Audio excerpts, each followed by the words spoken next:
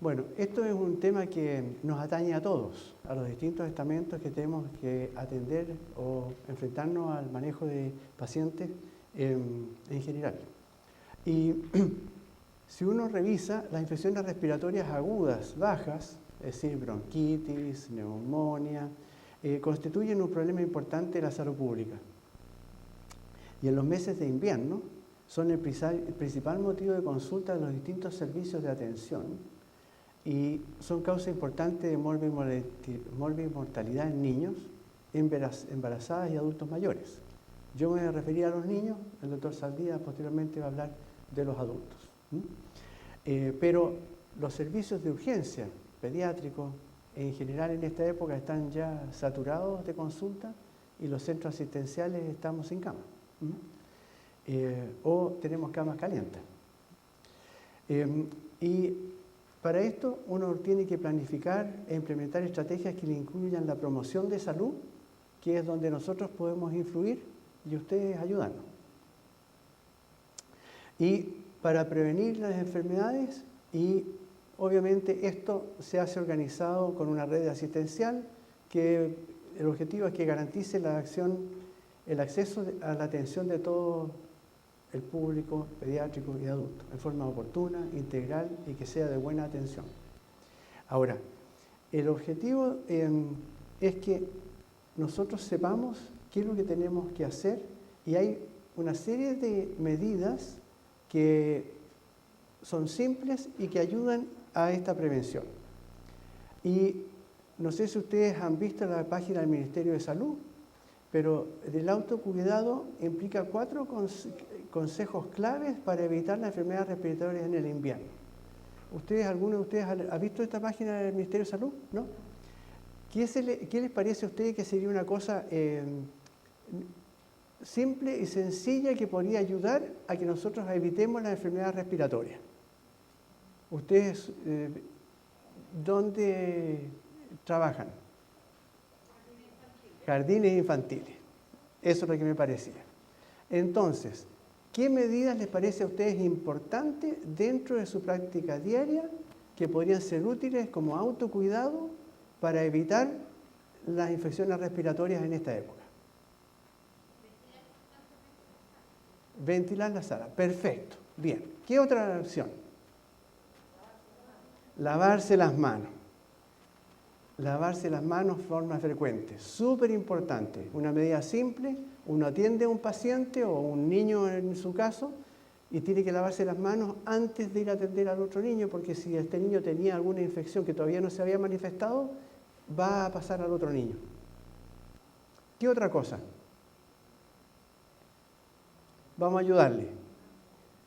Normalmente usan pañuelos y muchas veces usan pañuelos de género que los echan en el bolsillo o usan pañuelos de papelito y los amuñan y se lo echan en el bolsillito del delantal o de la chaqueta o los caballeros del pantalón. No es buena idea.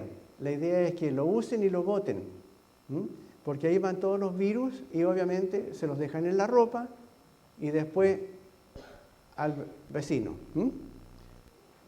Otra medida importante es que si van a estornudar o toser, no taparse la boca con la mano. ¿Y qué es lo que hacemos? Ponemos el brazo un poco afectado y tosemos en el ángulo del codo, ¿no es cierto? O estornudamos ahí. Y eso evita el contacto también o disminuye la facilidad de contagio. Y lo otro, lo que comentaban ustedes recién, ventilar el hogar o el jardín en forma reiterada. De modo que todos los días hay que ventilar bien y ojalá un par de veces en el día. Y hay otras medidas adicionales que se hacen como campaña, y en este año tenemos la campaña, ¿no es cierto?, que ustedes conocen, de la vacunación contra influenza y el virus, la vacuna W135. Y estas son vacunas necesarias para evitar el brote de estas condiciones que son controlables de esta manera. Otras medidas importantes es que cuando uno tiene un lactante, especialmente los menores de 4 meses, es que hay que alejarlos lo más posible de las personas que están con tos o con algún síntoma respiratorio. Entonces, si uno va a ir a la casa de la abuelita y la abuelita está con un poco de resfrío, ese lactante no tiene que ir a la casa de la abuelita. O si va a venirlo la tía, la hermana de la mamá, y viene con un poquito romadizo, no, si dice, no es nada, un poquito romadizo nomás, le dice, yo te quiero mucho, pero hoy día no entras a mi casa. Súper fácil. Porque ahí viene el contagio. Y la guagua de 4 meses va a ser una enfermedad mucho más grave. También la lactancia materna se ha documentado y está bien demostrado que si uno mantiene a un niño alimentado con leche materna por lo menos los 6 meses, uno disminuye la frecuencia de infecciones respiratorias. El tabaco. Bueno, todos ya saben la ley del tabaco, que ahora todos saben que dentro de las casas no deben de fumar. En los recintos como este, por ejemplo, ahora no hay ni un olor a tabaco. Esa es una gracia de esto. También el tabaco favorece las infecciones respiratorias y yo les voy a mostrar un poco más de datos al respecto más adelante. Evitar otros contaminantes ambientales. Ahí tenemos, por ejemplo, la calefacción. ¿Qué calefacción usan ustedes en sus domicilios? ¿Alguien que levante la mano usa estufa parafina, por ejemplo? ¿Estufa parafina? ¿Alguien? ¿Estufas a gas? A gas. Los que usan estufas a gas con cañón hacia afuera que se llaman tiro balanceado o la estufita que uno lleva de una pieza para otra. Bien, entonces, ¿qué pasa? En la medida que el gas se combustiona, consume el oxígeno. Al consumirse el oxígeno se quema mal el gas. Produce anhídrido carbónico, óxido nítrico y esas dos sustancias producen contaminación e irritación de la vía aérea. Ustedes ven cuando usan la estufa que se les empañan los vidrios en las piezas, en la casa, hay humedad. Eso es porque hay alta contaminación dentro de esa pieza. Si ustedes quieren evitar eso, tienen que ventilar. Y si tienen la estufa prendida, tienen que tener entrada de aire. No puede estar esto cerrado. Tienen que tener aire circulando en esa pieza. Ustedes van a decir, se pierde el calor. Sí, pero no se intoxican y no se enferman. Ahora, otra pregunta. ¿Qué temperatura usan en las casas? ¿Se han fijado más o menos qué temperatura es la que ustedes tratan de usar? ¿Ah? 20 grados. Ya. ¿Alguien dijo algo diferente? Es decir, si usamos entre 18 y 20 grados estamos bien. Pero yo he visto casas y lugares como este que tienen temperatura de 24 grados, 25 grados. Eso es absolutamente inadecuado. Si ustedes están en su casa o aquí, por ejemplo, y notan que las manos están hinchadas y los que tienen argollas no se la pueden sacar, estamos con exceso de temperatura. A ustedes se le hincha la manito. ¿Qué cree que le pasa al lactante o al niño pequeño que está respirando en ese ambiente? Se produce edema de la mucosa respiratoria, le dificulta la respiración, aumenta el trabajo respiratorio y debido a la vasodilatación y la congestión, favorece la infección respiratoria. Entonces, tarea, disminuir la temperatura ambiental, ventilar y controlar qué es lo que uno usa como método de calefacción. Los que usan parafina están peor que los que usan gas, porque contaminan más. Uno puede usar parafina, pero tiene que usar con sistema de extracción hacia afuera, es decir, tiene que ser con chimenea o con cañón para afuera. Después lo otro es el abrigo. ¿Cómo se abriga uno? El niño no debe estar transpirando dentro de la casa. Si está transpirando y está mojadito y dice la mano, pero que tiene las manos heladas. No importa si las manitas un poquito heladas, no pasa nada. Pero si está respirando doble. Si ustedes llegan niño al jardín infantil, por ejemplo, en la mañanita, que viene de la calle, llega con 3 chalecos, con una parca, con un gorrito, con la bufanda, porque así llegan, ¿no es cierto? ¿Cuánto rato esperan dentro del jardín para empezar a sacarle la ropita? Tienen que sacarle la ropa. Si ven que ese niño está transpirando y tiene el pelito mojado, está mal. Tienen que sacarle ropa. Y tiene que estar de acuerdo con la temperatura que tienen adentro. Y cuando va a salir del jardín, antes de salir, lo vuelven a abrigar. Eso es lo que uno debiera aprender a hacer. Y que uno respire, si está abrigado, que respire aire frío, eso no le hace mal a nadie. Es decir, si yo salgo afuera a la calle a las 7 de la mañana y voy abrigado, no necesito taparme la cara. Si yo me tapo la cara, tiene que ser por un periodo breve. Si yo le pongo una bufanda y el niño no puede respirar y respira media hora ahí con la bufanda cerrada, eso no le ayuda en absoluto. Favorece problemas respiratorios. Esas son medidas sencillas, pero que uno tiene que saber. Algunos signos y síntomas que ustedes pueden reconocer fácilmente y que son como de alerta de que este niño puede estar con problemas. Y entonces ustedes, como tienen la alerta, tienen que o llamar a los papás o llevarlo a servicios de atención, servicio de urgencia, policlínico, donde corresponda. Un niño que respira muy rápido, que está respirando rápido y que se le nota con dificultad, que está ansioso, que ustedes ven las costillitas y que se le hunden las costillas y que le cuesta respirar, usted le mira si le hunde la costilla entre medio o debajo de las costillas, o que se queja, que hace,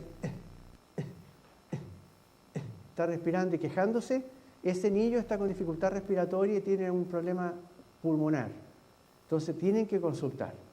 Ahora, si lo ven pálido, que no se mueve bien, o lo ven morado, no tengo nada que decirle, ya tienen que haber corrido ya.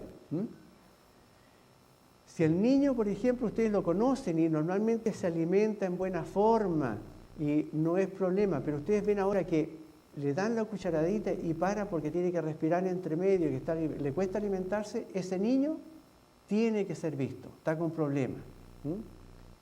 Y bueno, si no quiere comer nada, estamos peor.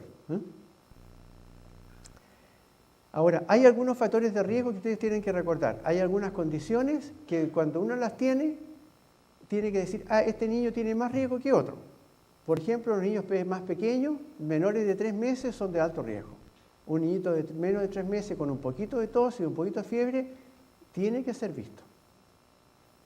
No puedo esperar igual que un niño de 8 meses que espero 2 días de fiebre antes de verlo. El otro tiene que esperar, tiene que verse luego. Tienen que conocer sus vacunas. Ustedes cuando los ven en el jardín, los reciben, revisan el esquema de vacunaciones. Si ese niño no tiene su plan de vacunación completo, es un niño en riesgo. Entonces tienen que presionar para que se cumpla el programa y esté bien protegido. Ahora, los niños prematuros y de muy bajo peso de nacimiento, otro niño de riesgo. El que está desnutrido, que falta bajo peso, también riesgo. El niño que no recibió lactancia materna, como ya les dije hace un rato, es un niño que está en desventaja, porque tiene menos transmisión de inmunidad materna, etc., y entonces va a tener más riesgo de hacer enfermedades más complejas. Bueno, los niños no se embarazan, ni el adulto mayor tampoco, así que lo vamos a dejar al doctor Saldía. Ahora, si les toca a un niño que tiene alguna enfermedad concomitante, como por ejemplo una inmunodeficiencia, es un cardiópata, tiene un síndrome cardiopatía congénita, o tiene una enfermedad pulmonar crónica, o una fibrosis quística, bueno, son niños especiales que ustedes los tienen que atender diferente y tienen que darle una atención más dirigida, más directa, y frente a los síntomas que ya comentamos, tienen que actuar más precozmente. Y son niños que generalmente van a hacer una enfermedad más grave que el resto. Entonces tienen que retener más atención. Y por otro lado hay factores del medio ambiente, de las condiciones de habitáculo normal del niño, que uno tiene que tener presente. Hacinamiento, por ejemplo, si una familia numerosa vive en una casa chica, tiene una pieza o 2 piezas y viven 5 personas, no se ventila bien, tenemos una desventaja. Ahora, los niños que van al jardín infantil, por el contacto con más niños, también son niños de más riesgo, que se contagian más en general. Pero ahí está la posibilidad que ustedes tienen de actuar a ese nivel, de darle las condiciones más adecuadas o más ideales para que controlar un poco esta condición. Y esa es parte de la labor que nos atañe. Ahora, si tenemos una mamita que no ha sido educada, una muchachita joven, 13, 14, 15 años, que se ve, desgraciadamente se ve. Y esa es una mamá de alto riesgo y ese niño tiene más riesgo que otro, en que la mamá es más estable, que tiene una pareja que la apoya. La contaminación ambiental, ya les comenté un poco de la situación, si no se ventila, y los fumadores. El hecho de haber fumadores dentro de un domicilio es un factor de riesgo y es el peor de todos. Ahora, dentro de los contaminantes intradomiciliarios, yo aquí comenté un montón de cosas así, que a lo mejor es mucha información, pero a mí me interesa que los que ven en la columna a la izquierda, que son los derivados de la combustión, que vemos acá, son importantes. Tenemos el humo del tabaco, que es súper importante, que es el más dañino, y voy a mostrar algunos datos. El humo de leña. En Santiago no es tanto problema, pero no sé si han visto las noticias, si alguien de ustedes de fuera de Santiago, en el sur, en Temuco, ya llevamos más de 20 días de entre preemergencia y emergencia. ¿Por qué? Porque el ambiente está saturado de partículas PM10 de productos de la combustión de la leña. Y eso es un tema, porque esa población en total está altamente contaminada y obviamente van a tener problemas respiratorios. Y bueno, el dióxido de nitrógeno, el monóxido de carbono y el dióxido de carbono son todos productos básicamente de la combustión, de la leña, la parafina, el gas, etc. Entonces contaminan por la combustión. Y después tenemos a los agentes biológicos, y ahí lo que me interesa más que nada es que, por ejemplo, muchas veces uno tiene perros, tiene gatos, y están todos en la casa. Pero es fundamental ventilar. Yo tengo 4 perros en mi casa, pero yo ventilo mi casa todos los días. Y soy bien alaraco en ese sentido. Pero si uno además tiene una casita chica, muchas personas, y tenemos 3 mascotas adentro de la casa, obviamente ese riesgo es mayor. Tenemos que ventilar de forma correcta. El tabaco. Me voy a detener unos minutitos en el tabaco porque creo que es súper importante que ustedes tengan conciencia de lo grave que es el consumo del tabaco para la patología respiratoria en niños y adultos. Y aquí yo puse el tabaco y puse una mujer embarazada, porque desde ahí parte el daño para el niño. Entonces la mujer embarazada no debe de fumar, y yo quiero mostrarles un poco por qué. Aquí tenemos, este es un trabajo que hizo el doctor Mayol, que es un pediatra, y que ellos tomaron una población del sector de aquí, sur, oriente de Santiago, y en el primer semestre, el 28% de las mujeres de su trabajo fumaban. Es decir, 1 de cada 3 más o menos. Al segundo trimestre eran menos y al tercer trimestre un poco menos, pero se dan cuenta que fumaban durante todo el embarazo un alto porcentaje de las embarazadas. Y aquí muestro básicamente la misma información, pero de otra forma, voy a saltármelo. Y lo importante es que tenemos una prevalencia alta de consumo de tabaco, 28%, y este porcentaje influye a que un alto porcentaje de las mujeres que no fuman estaban rodeadas de un ambiente en que estaban expuestas al humo de tabaco, porque su pareja u otra persona con quien se relacionaban fumaba. Entonces, el 60% de estas personas que no fuman también estaban expuestas al tabaco. Y se vio en este trabajo que de los recién nacidos de madres que eran fumadoras antes del embarazo, presentaron un menor peso de nacimiento. Es decir, por el hecho de estar expuestos al tabaco, tienen menor peso de nacimiento que las madres no fumadoras. Y lo otro es que tenían recién nacidos pequeños para la edad gestacional, o sea, desnutridos intrauterinos. Eso producto del consumo de tabaco durante el embarazo. Ahora, si ustedes piensan lo que hace el tabaco produce vasoconstricción. ¿Eso qué quiere decir? Se disminuye el tamaño de los vasos sanguíneos que pasan a través de la placenta, lo cual disminuye la cantidad de sangre que le llega al feto. Cada vez que fuman, produce eso. Y ese efecto no es que dure 2 minutos, sino que el periodo de acción es mucho más prolongado que el tiempo que fumó. Y si esto lo van haciendo en forma reiterada, ese niño está sufriendo en forma permanente hipoxemia, sin falta de oxígeno. Y eso hace que nazca en las condiciones que yo les acabo de comentar. Este trabajo demostró que la prevalencia de tabaquismo durante el embarazo en madres de bajo nivel socioeconómico era muy alta y similar a la encontrada en otros países desarrollados. O sea que como que se da en forma transversal a los distintos estratos socioeconómicos. Y aquí vemos algunas de las morbilidades respiratorias en el primer año de vida entre los que fuman y los que no fuman. Y ustedes ven que, por ejemplo, síndrome bronquial obstructivo, que son los cuadros de bronquitis obstructiva, ¿no es cierto? Tenemos en verde las madres que no habían fumado, en naranjo los que sí habían fumado, y tienen un mayor porcentaje. Igual cosa, bronconeumonía y otras enfermedades. Y estos son hospitalización por enfermedades respiratorias o por bronconeumonía, mucho más prevalente en los pacientes, en los hijos de madres fumadoras. Entonces podemos decir que el tabaco a nivel del aparato respiratorio produce aumento de los cuadros bronquiales obstructivos, que son lo que llamamos sibilancias recurrentes, mayor incidencia de asma, hay asma más complejo, más grave, hay más inicio más precoz. Estos niños en general, el primer mes ya empiezan a hacer problemas respiratorios, a diferencia de los hijos de madres no fumadoras que generalmente se prolonga este inicio y especialmente si toman recién pecho materno, más aún. Y bueno, como ya vieron ahí, aumenta el riesgo de hospitalización y de neumonía. Como conclusión de la parte de tabaco, podemos decir que la contaminación ambiental por tabaco produce alteraciones en los mecanismos normales de defensa del pulmón, que favorece las infecciones. Y además descompensa las enfermedades respiratorias, como el asma y la enfermedad pulmonar obstructiva. Y eso en forma reiterada. Y las infecciones respiratorias agudas, como la bronquitis, las neumonias y los cuadros virales, son más complejos y más arrastrados. Voy a hablar en forma breve de algunas infecciones, me quedan unos minutitos todavía.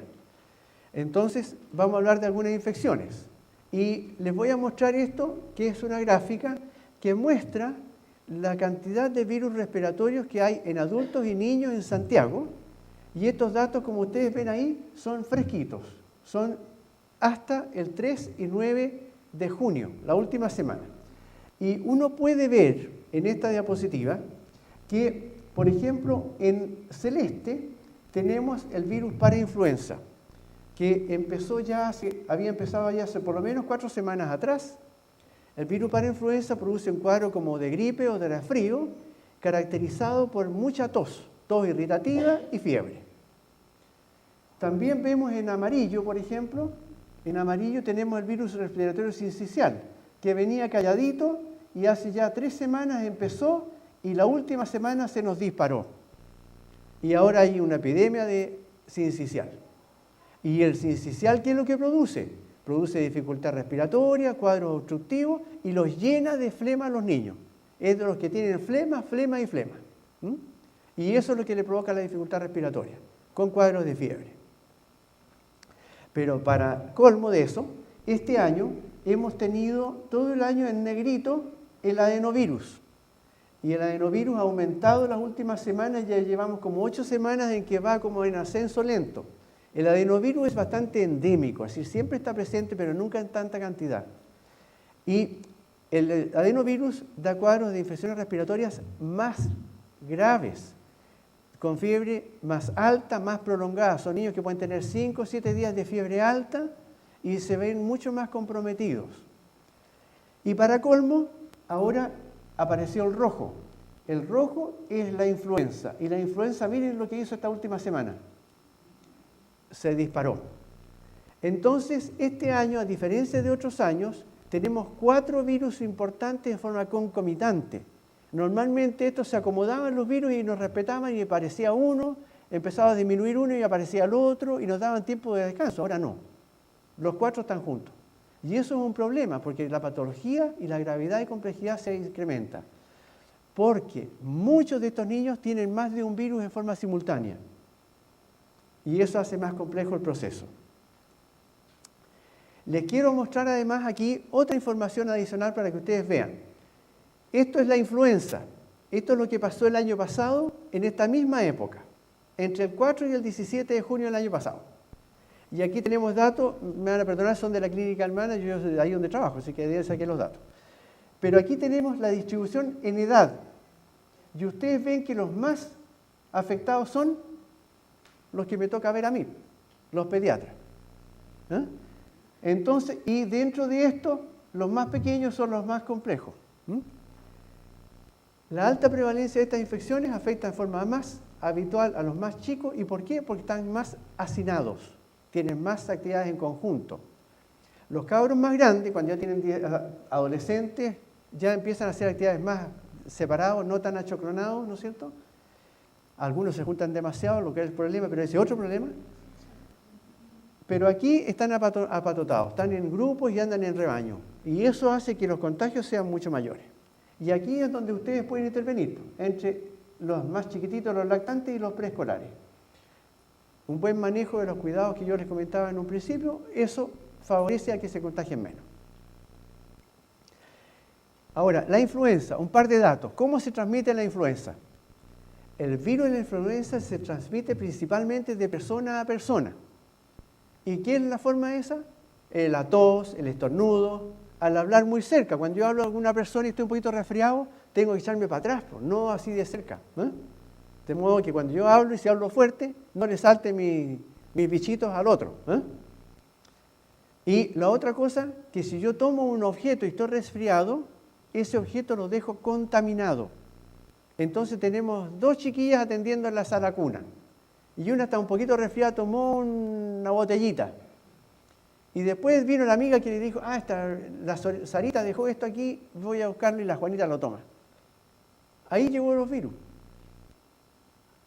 Y después pasa esa manito por la cara para arreglarse el pelo y después va a hacer el cariñito al niño. Y ahí se llegó el contagio y le llegó a ella y al niño. Recordar que cuando uno hace una influenza, una infección viral, habitualmente empieza a contagiar desde antes de que aparecen los síntomas, y generalmente en promedio más o menos un día antes. Y esto dura en promedio más o menos una semana, excepto que uno tenga una condición agravante extra. Y los niños más pequeños contagian más tiempo. ¿Y por qué? Porque su sistema inmune es menos desarrollado, tienen menos mecanismos de defensa y liberan virus de forma más sostenida en el tiempo. Entonces, en vez de ser una semanita, son de 7 a 10 días. Y eso es lo que uno tiene que tener presente. Entonces, para evitar este contagio, refuerzo lo que dije antes. Lavarse las manos, toser con la manito en el brazo, ventilar los ambientes, evitar el contacto cercano con las personas enfermas. Entonces, si yo veo a una persona enferma, no me acerco a ella. Y al contrario, la persona que está enferma tiene que tener conciencia que está enferma, no tengo que ir a trabajar, aunque la reten, pero debiera evitar el ir a trabajar porque va a contagiar. Y evitar acercarse a las otras personas porque está contagiando. Entonces es una situación dual. Eso. Voy a mencionar un par de síntomas. La tos y las sibilancias, que son las cosas más frecuentes en pediatría por los que consultan los niños en urgencia. ¿Está con tos o está con que le suena el pecho y le cuesta respirar? Entonces, vamos a tocar estos dos temas de forma breve. ¿Qué es la tos? ¿Es una enfermedad o es un síntoma? Síntoma, bien. Está mejor que los alumnos de medicina. La tos no es una enfermedad, es un síntoma que responde a una serie de respuestas y es una respuesta fisiológica, es una respuesta normal del sujeto como mecanismo de defensa. Yo tengo tos porque algo no está bien. Y la tarea de uno, como médico, es tratar de ver qué es lo que está mal para corregir eso y no cortar la tos. En el niño está absolutamente contraindicado el dar medicamentos que corten la tos. Así que si ustedes le llevan un niñito al jardín y le llevan el frasquito, la botellita de medicamento para tos, ustedes lo dejan ahí guardadito y no se lo dan al niño. Ese es el mejor consejo que les puedo dar, además de lavarse las manos. Y la tos debe a un mecanismo reflejo. Uno tiene receptores de la tos, que son como los sensores, que uno los estimula y estos sensores se gatillan y por las vías reflejas llegan al sistema nervioso central. Del sistema nervioso central vuelven hacia los bronquios, hacia el diafragma, hacia los músculos y ahí se gatilla la tos. Entonces nosotros tenemos que ver dónde está estimulada la tos. ¿Qué receptores son los que pueden estar alterados o estimulados? Y para darle unos ejemplos de cosas, aquí yo le puse los nombres de donde tenemos receptores de la tos. En las fosas nasales, en la garganta, en la tráquea, en el oído. A veces uno tiene una otitis y la otitis es la causa de la tos. Dice, ¿pero cómo? Sí, pues, esa es la causa de la tos. Le trato la otitis y se le va la tos al niño. Bueno, la glotis, cuando hacen laringitis, típico de los niños tienen tos de foca, de perro, como lo quieran llamar, pero tiene tos seca y violenta. Y también si uno tiene irritación del pericardio o del peritoneo, también puede, pero eso ya es más raro para nosotros los pediatras, eso lo dejamos más al doctor Saldía. Entonces ya sabemos, si vemos un niño que está lleno de moco, ese niño va a tener tos, ¿por qué? Porque tiene moco. Entonces lo que tenemos que hacer es controlar los mocos y ahí le va a disminuir la tos. Pero no cortarle la tos, porque si yo le corto la tos, ¿qué pasa?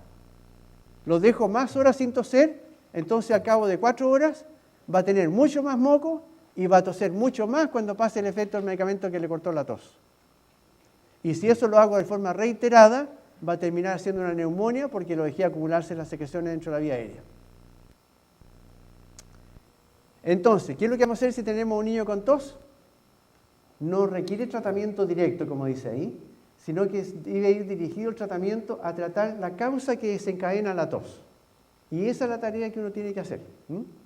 Entonces vamos a evitar el empleo de los antitusígenos y los antitusígenos centrales, que son como la codeína, por ejemplo. Ustedes van a ver productos que tienen codeína entre sus productos. El famoso supositorio de Atusil, ese deberían de botarlo a la basura antes de entrar al jardín infantil. No se deben usar, nunca. ¿Qué son las sibilancias? La sibilancia es un signo del examen físico en que uno ve que la vía aérea se obstruye. Y se obstruye aquí, de los bronquios hacia abajo. Y ahí tiene una vía aérea que está permeable. Ven que pasa el aire ahí con la flechita, pasa bien. Pero eso se obstruye. Y puede obstruirse de distintas formas. Se puede obstruir, como en este caso, porque está lleno de secreciones y porque el bronquio, la pared del bronquio se hincha, se inflama. Y eso, las enfermedades producen eso. El asma bronquial produce eso, por ejemplo. Pero también puede haber esto otro, que se hace una obstrucción brusca, súbita, un cuerpo extraño. Ese es un niño que está bien, le viene un acceso de tos que se pone moradito y después queda silbando el pecho. Ese niñito, si ustedes lo ven, tienen que pescarlo e ir al servicio de urgencia. No pueden esperar. Aunque después de que le vino el acceso de tos, ustedes lo vean bien. No hagan tal. Lo llegan y lo pescan y lo llevan al servicio de urgencia. Porque ese niño es probable que tenga un cuadro obstructivo por un cuerpo extraño y puede ser un episodio grave. Y aquí más que nada, para que vean los monitos, así es como uno ve el bronquio normal y el bronquio que uno ve en un asmático se ve así. Se ve el bronquio con la pared del bronquio más gruesa, lleno de secreciones, y además estas bandas rojas que son los músculos están contraídos. Entonces se produce obstrucción y se tapan los bronquios porque están llenos de secreciones y hinchados. Entonces el aire por ahí pasa fácil, por ahí le cuesta mucho. ¿Y qué es lo que pasa? Un poquito que se obstruya, disminuye totalmente la pasada de aire. Entonces eso hace que pequeños cambios en los niños pequeños sean más graves. Y esto se ve en condiciones como las que yo les puse ahí. Bronquiolitis, el asma, la displasia broncopulmonar, que es el daño que se produce en el recién nacido prematuro porque ha estado con oxígeno mucho tiempo de recién nacido. Y que seguramente más de alguna vez en los jardines les llega a un paciente que ha tenido una displasia broncopulmonar. Bueno, las sibilancias uno las escucha con el instrumento típico de los médicos, que nos gusta salir en las películas, y esas son las enfermedades más habituales que uno ve. La bronquiolitis o la sibilancia recurrente, o también le llaman síndrome bronquial obstructivo, le dan distintos nombres, pero es la misma cosa. Y el asma bronquial, que en los niños más grandes ya se caracteriza en forma bien definida. Y eso tiene distintos nombres, como yo les comenté. Ahora, ¿qué hacemos? Estas sibilancias son más prevalentes en algunas condiciones. Y factores de riesgo de infecciones respiratorias bajas son, por ejemplo, el no haber tomado leche materna. Es un factor que influye. Tener más hermanos de edad cercana que asisten a jardines infantiles. Madre joven, como ya les comenté anteriormente. los hombres. Una vez más estamos en desventaja. ¿Por qué? Porque el hombre, a diferencia de la mujer, tiene una mala relación entre el desarrollo de los bronquios y el desarrollo del pulmón en el periodo de lactante. El pulmón está más desarrollado que los bronquios. Entonces hace que la vía aérea del niño pequeño sea insuficiente para lo que tiene que trabajar. En cambio, la mujer es más proporcionada, siempre es mejor proporcionada. Y, por suerte. Y lo otro es el hecho del tabaco, que ya lo hemos conversado. Y el peor de todos los amigos del niño es el que fumen en su alrededor y entorno. ¿Qué es lo que hacemos de tratamiento? Voy a referirme un poco a los tratamientos, ya que a ustedes les toca recibir a niños que están con tratamiento y les dejan los tratamientos para que los hagan ahí mientras el niño está con ustedes, ¿no es cierto? Ya. Entonces, ¿qué es lo que usamos? Usamos distintas cosas, usamos los inhaladores y ya sabemos cómo está la vía aérea. ¿Y qué preferimos? ¿Usamos un nebulizador o usamos una máscara? En general, el ideal es usar una máscara. Es más fácil, es más portátil y en general es más eficiente que una nebulización. La desventaja que tiene la nebulización es que es de mayor costo, requiere mayor tiempo de personal, el fármaco es más caro en proporción a uno al otro, requiere de aire o de oxígeno o de corriente eléctrica. Si es un compresor, requiere corriente eléctrica, y etc. Y además, si esto no se maneja bien, se infecta porque se queda líquido ahí, no se limpia bien, riesgo de infección. Esta es una diapositiva compleja que usamos los médicos, pero no es para ustedes, pero les voy a mostrar qué es lo que yo quiero mostrar acá. Aquí yo comparo el nebulizador con el aerosol con cámara. Y esta línea que ustedes ven acá es como uno llama una línea de identidad. Entonces, si las crucecitas caen hacia el lado de acá, favorecen a lo que yo tengo a este lado, que en este caso es las cámaras, o favorecen para allá, si cae a ese lado, al nebulizador. Y como ustedes ven, todos estos trabajos que hicieron estos distintos investigadores, en todos ellos coinciden en que es preferible el uso de los inhaladores presurizados con cámara versus el nebulizador. Entonces, ¿qué es lo que vamos a usar ustedes? Los aerosoles con cámara. Bien. Ahora, ¿cuánto usamos? Esa es la otra cosa, porque yo les apuesto de que si ustedes llegan 5 mamás al jardín, una le dice 2 puffs cada 8 horas, la otra le dice 3 puffs cada 5 horas, la otra le dice 4 puffs, hay versiones diferentes. Ahí tienen varios ejemplos. 2 puffs cada 10, 3 a 6 puffs cada 10, 20 minutos y así. Es una selva. Y para que vean ustedes que no hay consenso en ninguna parte, les voy a mostrar eso. Las guías AUGE en Chile dicen, para el asma, menores de 15 años, 2 a 8 puffs por vez. 2 a 8. Bueno, les doy 2, les doy 3, les doy 4, les doy 8. ¿Qué le doy? 2 a 8. Ahora, en los otros, menores de 5 años, 2 puffs cada 10 minutos por 5 veces. Eso en el niño que está con cuadro bronquial obstructivo. Eso es lo que dice la guía chilena. Los británicos, ellos dicen que no, que hay que usar un puff cada 15 a 30 segundos, máximo 10 puffs. Y eso se pueden repetir cada 3 o cada 4 horas.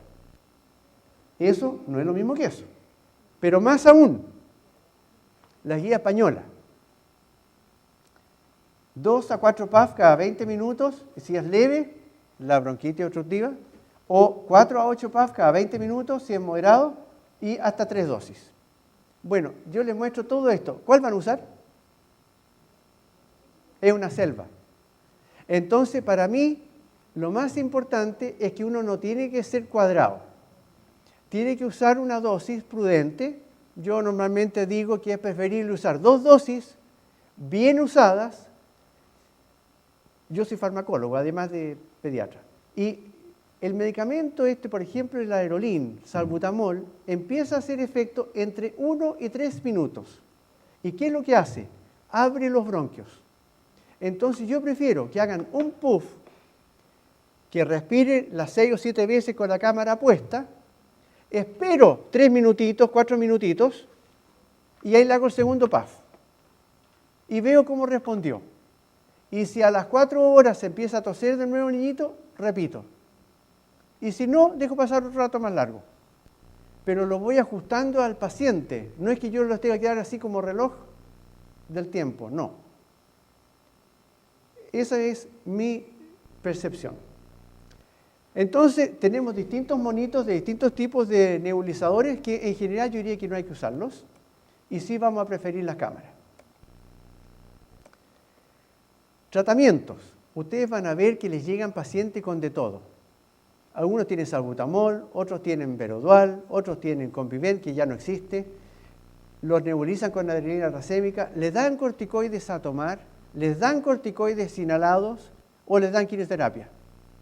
Bueno, de todos estos tratamientos que ustedes van ahí, no hay ninguno que se haya demostrado fehacientemente que sea efectivamente útil en los lactantes pequeños como tratamiento. Así que la cosa es más compleja. Ahora, diferente es el niño que ha ido haciendo episodios obstructivos uno detrás de otro. Esos niños en general o tienen antecedentes asmáticos, son atópicos, o tienen un ambiente en que fuman o tienen calefacción inadecuada. Y si no corrigen esos entornos primero, van a seguir teniendo problemas.